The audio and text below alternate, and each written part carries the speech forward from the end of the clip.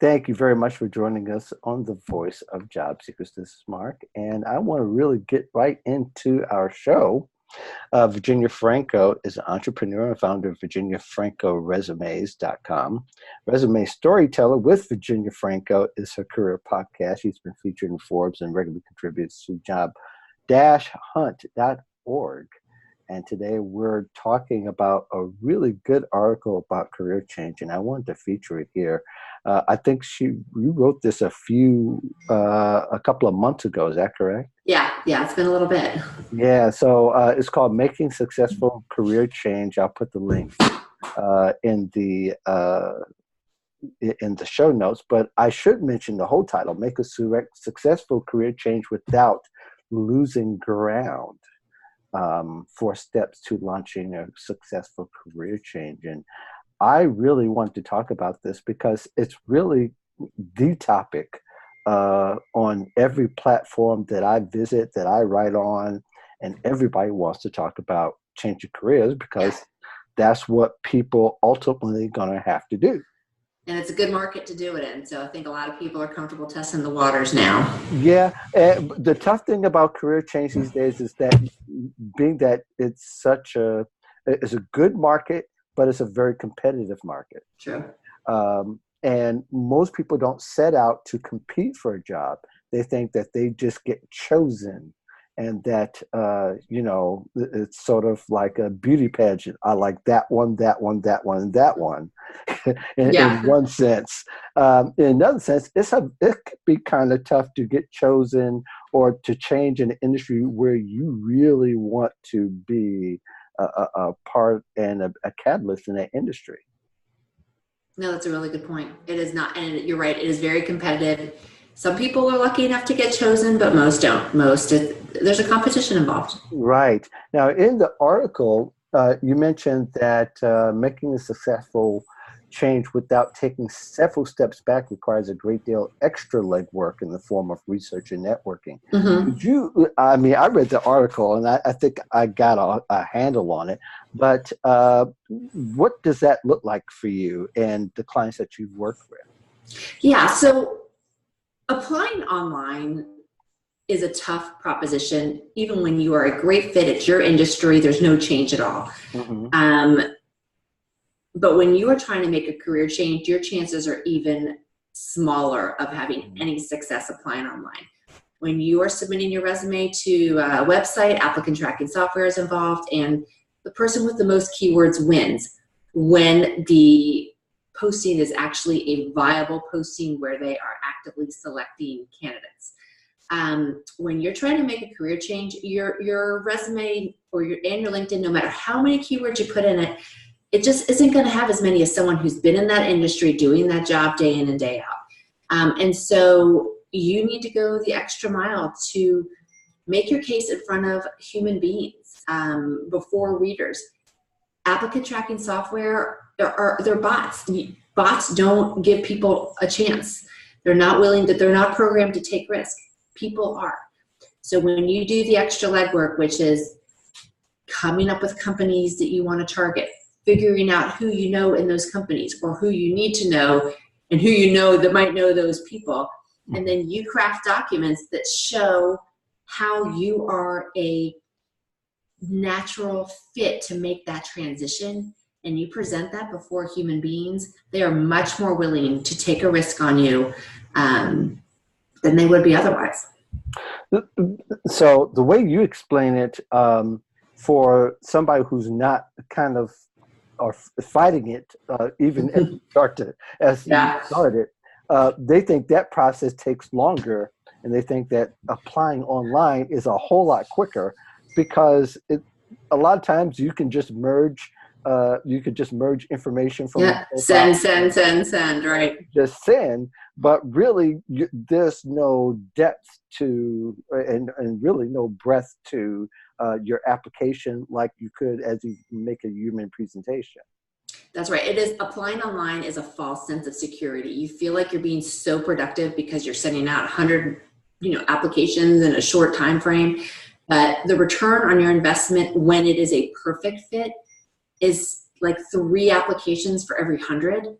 where when you do the legwork and reach out to human beings based on, and you have targeted documents, it will leapfrog you ahead of where you were before. It shortens.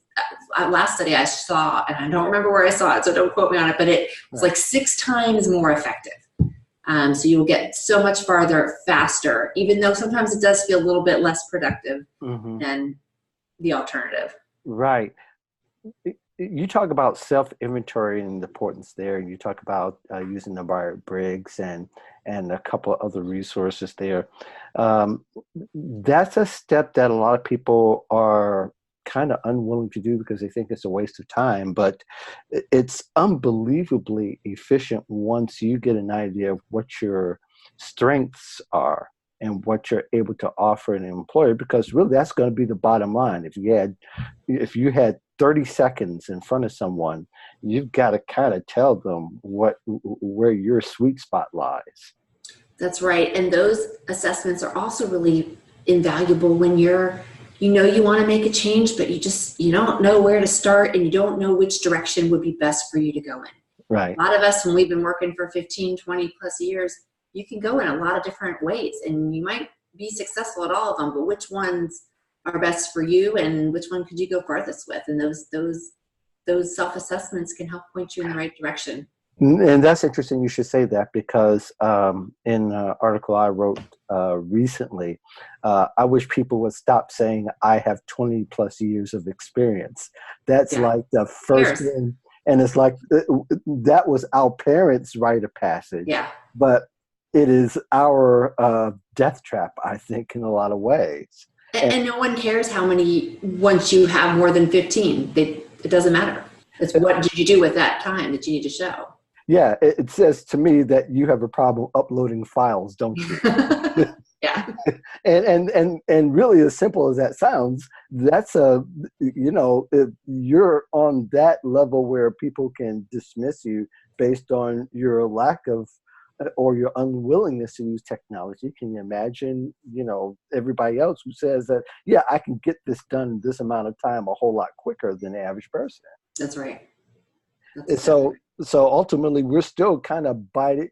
We're still, no matter how you put it, you're still fighting the bigger, faster, stronger model of a candidate that's younger than you, as opposed to, that I have to have all these experiences, but it says nothing about your strengths.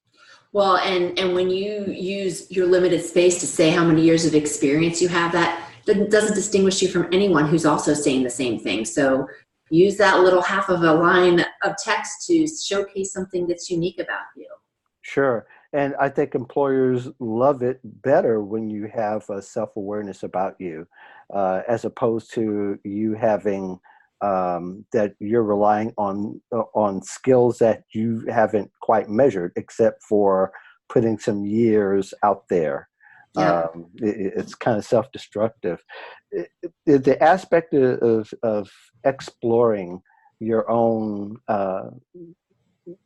and probably I should let you freestyle a little bit about this, but you kind of have to do a lot more than just know that little lane that you drive in career-wise, don't you? You do. You need to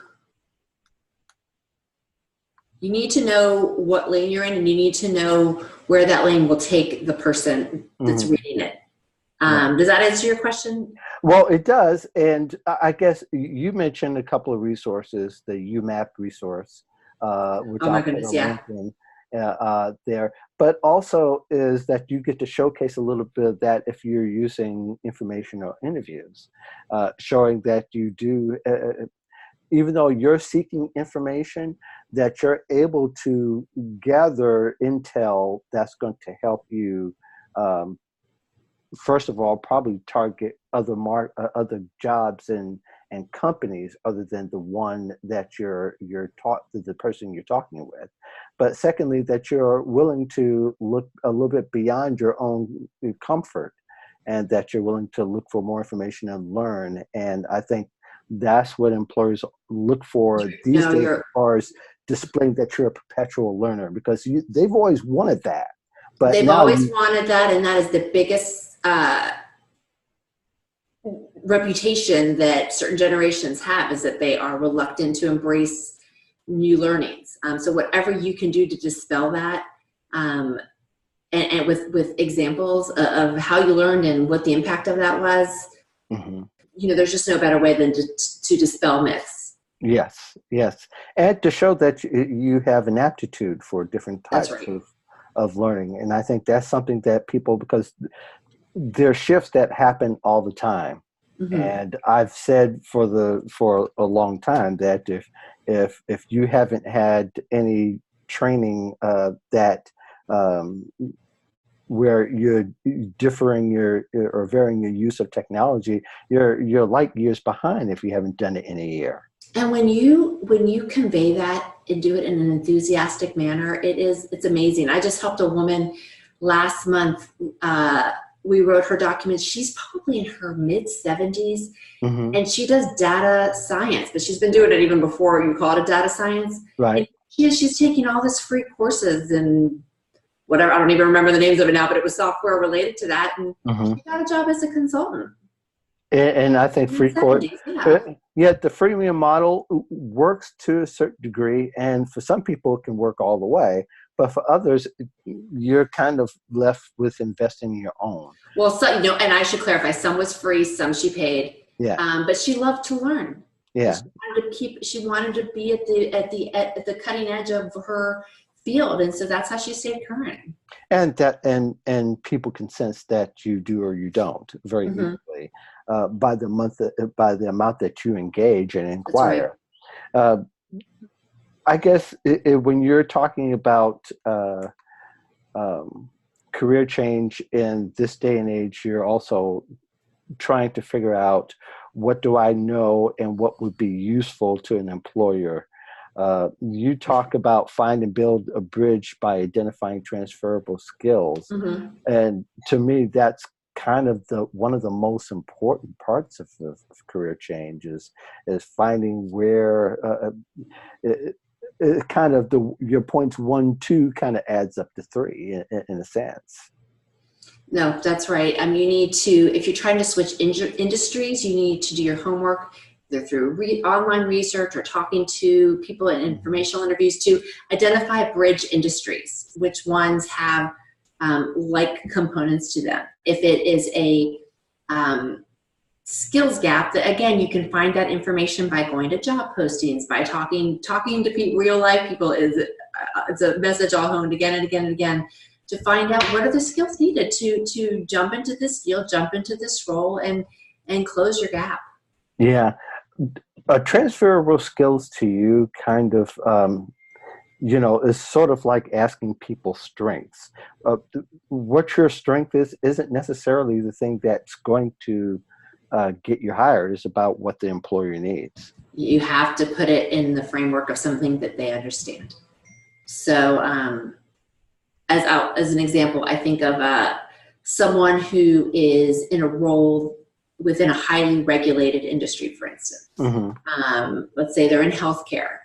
That person could make a case for jumping into banking, because even though it's a completely different set of rules, they're both industries where the federal government and the state governments are constantly in there making changes, and your ability to keep up with it, adjust, adapt.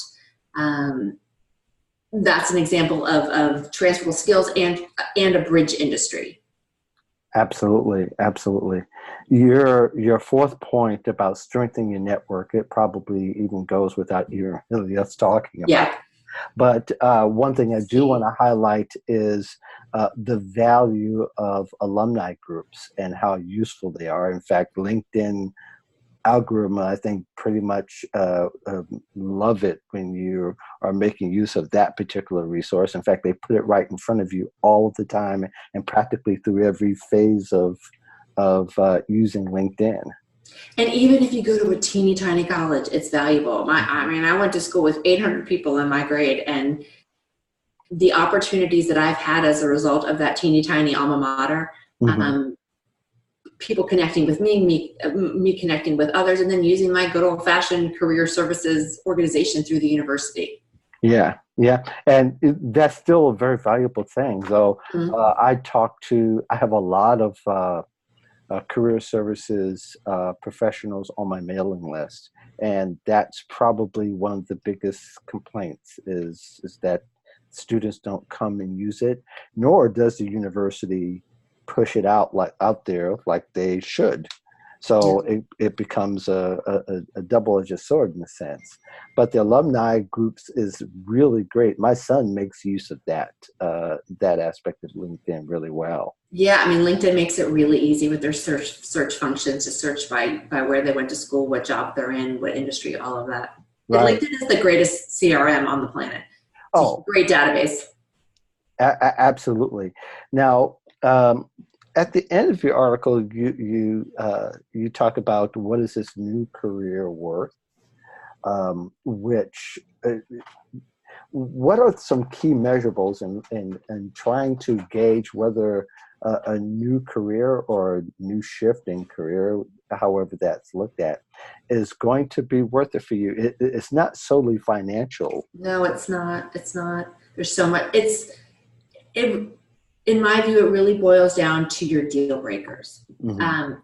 And it's an analysis of why you're leaving, what you want next, and what you can't live without. And those deal breakers can change based on what's going on in your life. You know, my deal breakers 10 years ago are different than they are now.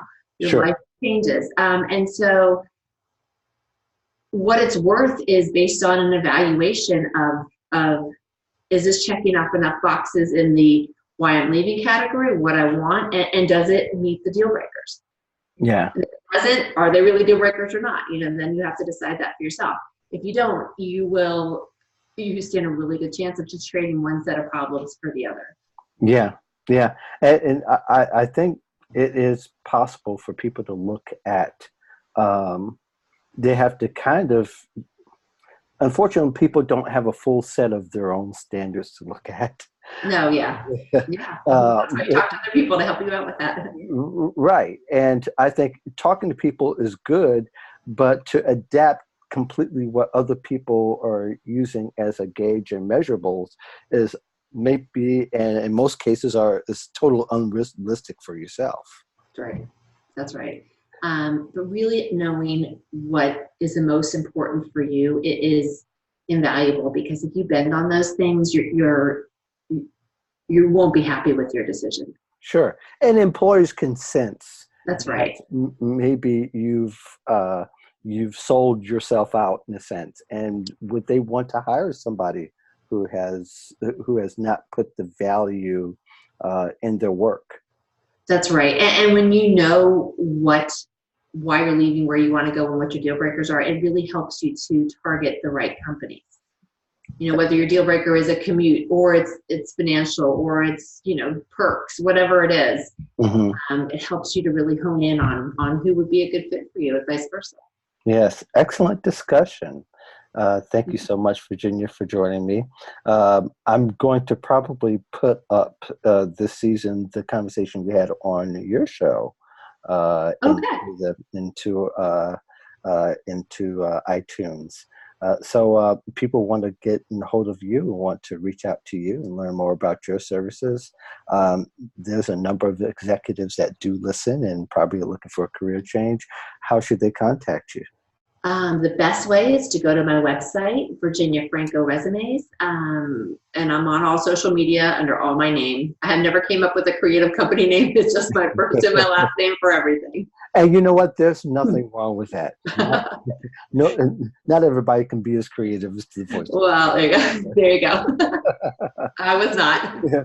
Thank you so much, Virginia, for joining us on The Voice of Job Seeker. Thank you for having me. It's been a pleasure. And for the rest of you, thank you very much for joining us this week. If you want to know more about me, you can go to voiceofjobseekers.com or find me, Mark Anthony Dyson, on LinkedIn, which seems to be the hottest spot on social these days.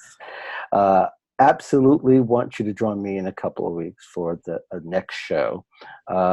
We are looking forward to even having some very special shows coming up where I'm going to kind of merge a couple shows into one show.